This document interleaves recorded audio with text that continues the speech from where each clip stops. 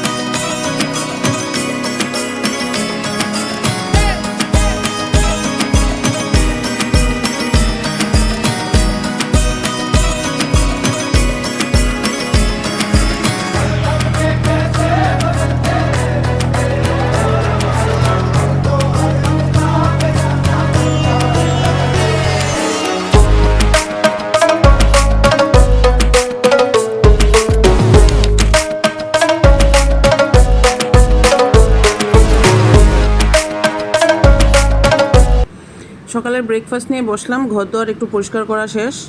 এখন একটু শান্তি করে একটু খাবার খাবো। খেয়ে দিয়ে দেখো এই পুচকুদের সাথে আমি একটু খেলছিলাম, কারণ ভাবলাম খাওয়া দাওয়া শেষ করে এদের সাথে একটু খেলাধুলা করি, করে তারপর চলে যাবো স্নান করতে। এই দেখো চুকুমুনি একটা জেজুর রানী, আর আমাদের তো লেবু রাজা ঘুমোচ্ছে ওইদিকে।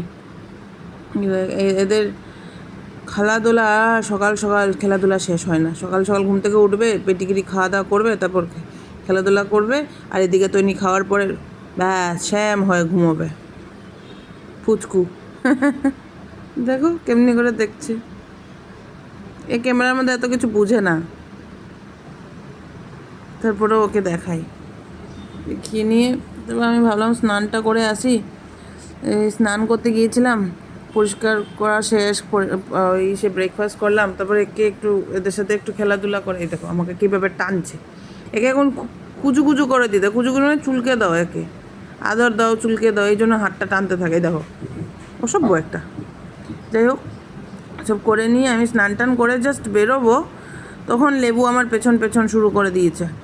ঘুরতে যাবে না মানে কি, ওর অ্যাকচুয়ালি পেটে প্রেশার পেয়েছে, তো ওই জন্যে ওকে আবার বাইরে নিয়ে যেতে হবে। তো তাড়াতাড়ি করে আমি ওর বেল্ট লাগিয়ে দিলাম, লাগিয়ে দিয়ে ও তাড়াতাড়ি করে ঘুরতে বেরিয়ে গেলাম ওর সাথে। ওর খুব জোর পটি পেয়েছিল, আর বাইরে কি রোদ, বেচারা হাঁটতে পারছে না, তুর করে হাঁটছে। হেঁটে গিয়ে তাড়াতাড়ি করে পটি করলো। অ্যাকচুয়ালি মানে যখন আমরা একে ডিওয়ার্মিংয়ের ওষুধটা খাওয়াই না, তারপর ডিওয়ার্মিংয়ের ওষুধটা খাওয়ানোর ধরনের 1-1.5 মাস পরে ওদের পেটের থেকে না একটা জেল বেরোয়, যে জিনিসটা ওদের কৃমির জন্য খুব ভালো। মানে কৃমি যেন না হয় সেই জন্য ওই জেলটা বেরিয়ে যায়। তো মহারাজ এখন রোদের মধ্যে বেচারা খুব কষ্ট হচ্ছিল ওর, আমারও খুব রোদ লাগছিল, তার মাঝখানে এইটা এসে ডিস্টার্ব করছিল একে। এ বেচারা পটি করতে চাইছে, আর ওকে পটি করতে দিচ্ছে না, আগে পেছন ঘুরছে। এই করে এর অশান্তি লাগে। যাই হোক, অনেক কষ্ট করে ওকে তাড়িয়ে দিয়ে তারপর পটি করতে বসলো, পটি করছে। আমরা তারপর চলে আসি ঘরে, এসে নিয়ে তারপরে ওদের দুপুরের খাবারের জন্য প্রস্তুত হই। মানে আমি খাবো তার আগে আমি ওদেরকে খাইয়ে দিই আর কি, ভাত, দই, ছাঁচ সেই একইভাবে মিলিয়ে। ভাতটা তখন না একটু গরম ছিল, আর আমার গরম ভাত ধরতে, বাপরে, আমি গরম কিছু খেতেও পারি না, আর আমি গরম কিছু ধরতেও পারি না। আমার খুব অশান্তি ভাব লাগে, ভালো লাগে না আমার। যাই হোক, ওদেরকে তো খাওয়াতে তো হবেই, সেই জন্য আমি কিছু করলাম না, মানে কি বলবো, আর ধরতে হলো। আমি আগে বলে রেখেছিলাম যে ভাতটা একটু এমনি করে ওদের গামলার মধ্যে ঢেলে রাখো, তাহলে সময় মতো ঠান্ডা হয়ে যেত, আর আমি সুন্দর করে মেখে খাইয়ে দিতে পারতাম। ঢাললো না আর কি করব, আমাকেই করতে হবে। তো এই ভাত নিলাম, নিয়ে দই, ছাঁচ সব কিছু মিশিয়ে তারপর একটু একটু করে ওদেরকে খাইয়ে দিই।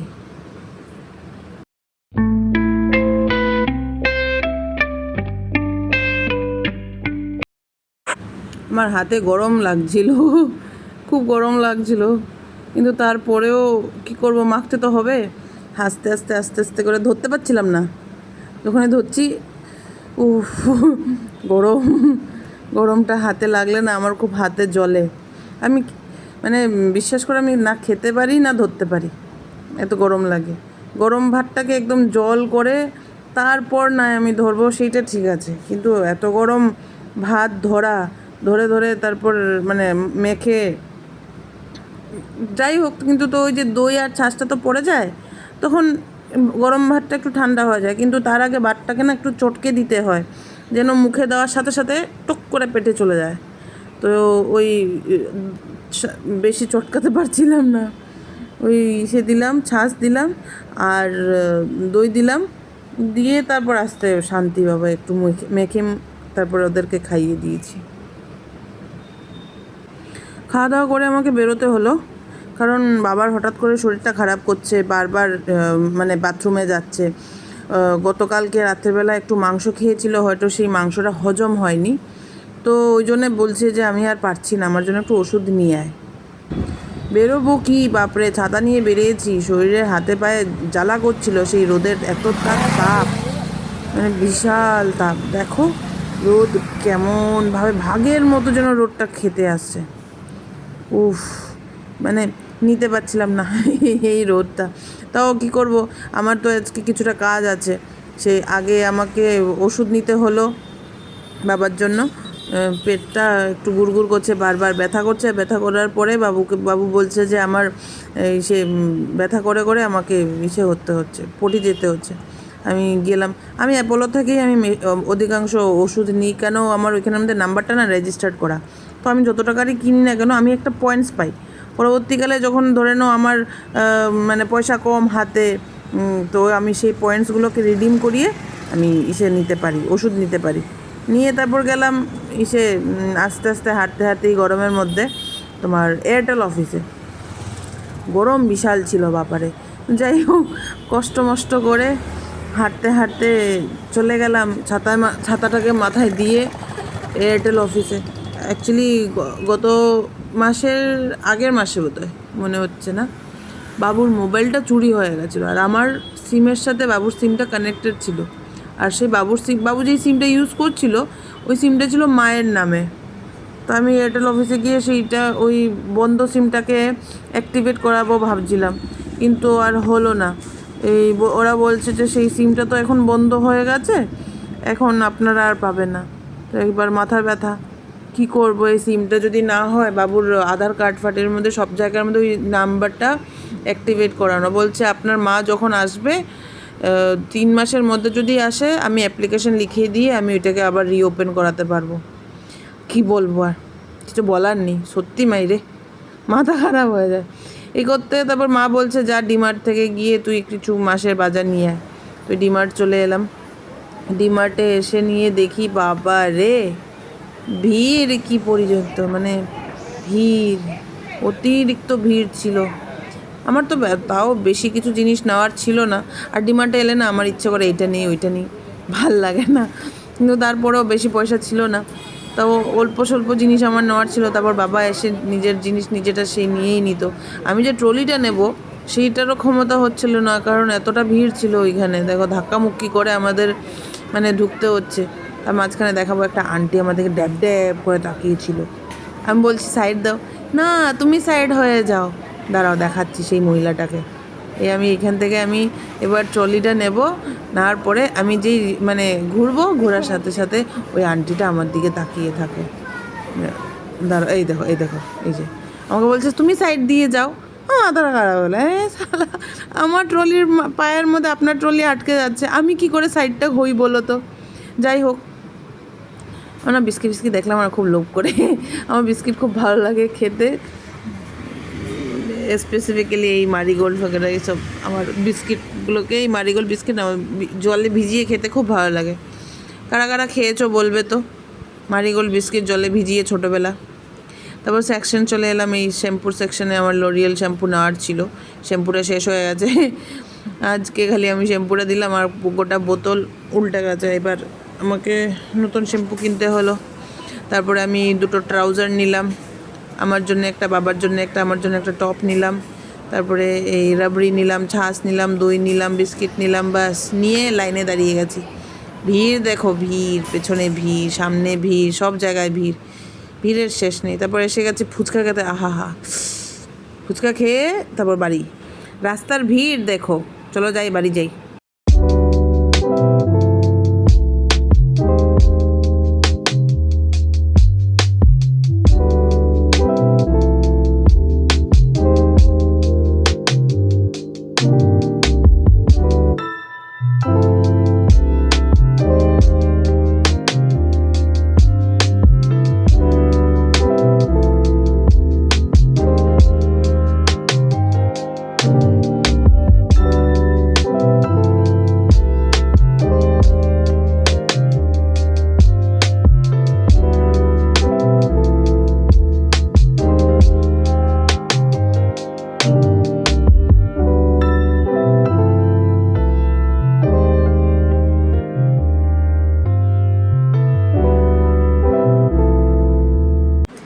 বাড়ি পৌঁছে গেলাম, পৌঁছে নিয়ে জিনিসপত্রগুলো গুছিয়ে টুছিয়ে এখন লেবু চলে এসেছিলো আমার কাছে, ওকে একটু ম্যাসাজ করে দিচ্ছিলাম। দেখো বিছানাটা, ওকে ম্যাসাজ করে দিলে না ও খুব আরাম পায়।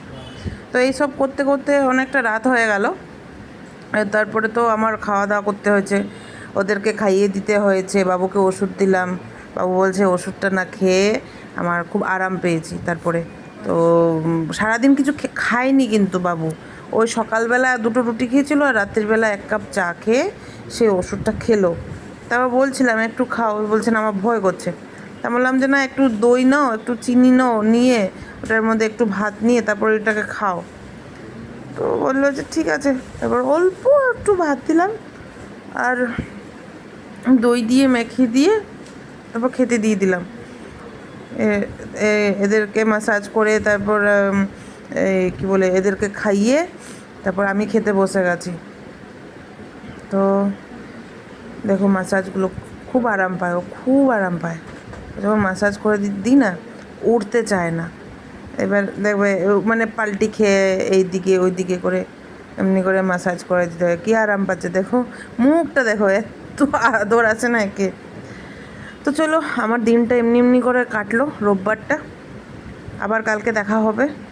ওকে একটু ম্যাসাজ করে দিয়ে খাওয়া দাওয়া তো হয়ে করিয়ে মানে এমনি করে বসলাম, খাইয়ে দাইয়ে ওকে একটু আরাম করাচ্ছিলাম, ম্যাসাজ করাচ্ছিলাম, তারপর ঘুমোতে যাবে বলে। এবার আমরা ঘুমোতে যাই। তোমাদের সাথে তাহলে দেখা হচ্ছে কালকে। তোমরা সবাই ভালো থাকো, সুস্থ থেকো। আর কি বলে আমাকে একটু কমেন্ট করো আর লাইক করো, সাবস্ক্রাইব করো যদি ভালো লেগে থাকে। আর বাকি তো কালকে দেখা হচ্ছে, কালকে সোমবার, দেখি কালকের দিনটা কেমন যায়। তো দেখা হচ্ছে তাহলে আপনাদের সাথে নতুন ব্লগে। ভালো থাকবেন, সুস্থ থাকবেন, যত্ন নেবেন। বাই বাই, গুড নাইট, শাব্বা খের, আস্তা দা ভিস্তা, শুভরাত্রি।